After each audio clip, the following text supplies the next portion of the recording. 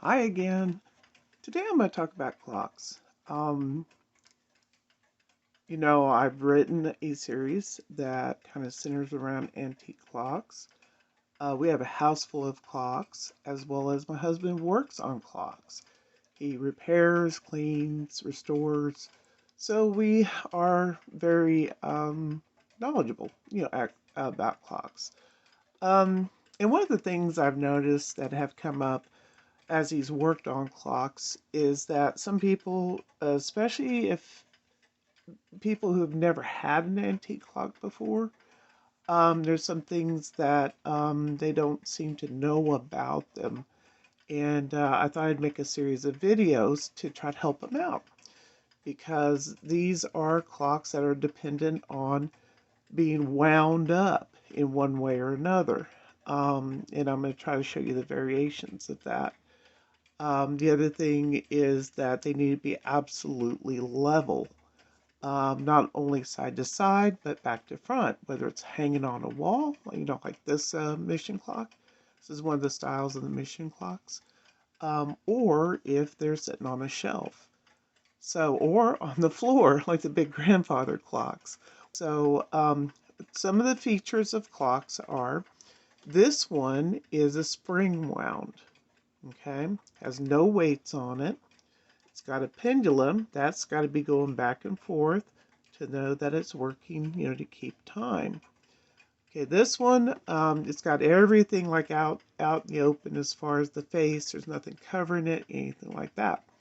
So, but I've got to, on this clock, about every 2 weeks, I've got to wind both of these winding arbors.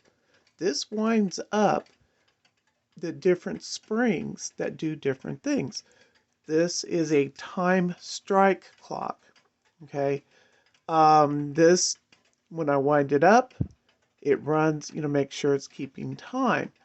This, when I wind it up, that means it's going to strike at the hour. It also has a half-hour bell. Every clock is different on, whether they're going to have just time only. If that was the case, it'd only be one. And this little cottage clock sits by my bed, and it's just ticking right along. But it's a time only. It has one arbor. A lot of times they can be down here around the 6. Time strike 2. If you have a chiming clock, okay, that's where it has the music, every hour or quarter hour or half hour, kind of depending on the style of clock. It would have 3. Time strike and then the chime is the usual setup on that. Okay, this is a vedette. They usually have beautiful tones, really nice case, and everything, but it has the 3 winding arbors.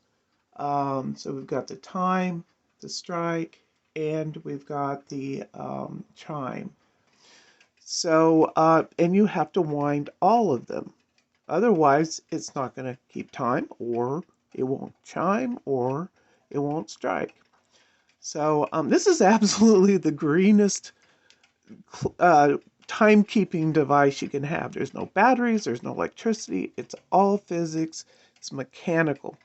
As after you tighten the spring, as it slowly unwinds at a measured rate, it runs either the time or the chime, or excuse me, the strike, or if you have a chiming clock, and you just have to keep it wound. All right, that means this guy's running. Common thing we see is they really get dirty. Sometimes they need to be oiled. Sometimes something's broken. And that's where, having somebody get serviced.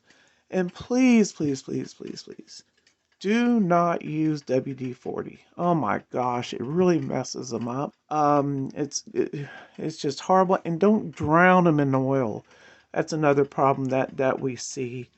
So just a little few more hints. But like I said, I'm going to go ahead and do a few more to try to help the antique clock community know a little more about their clocks, especially if you've never had one before.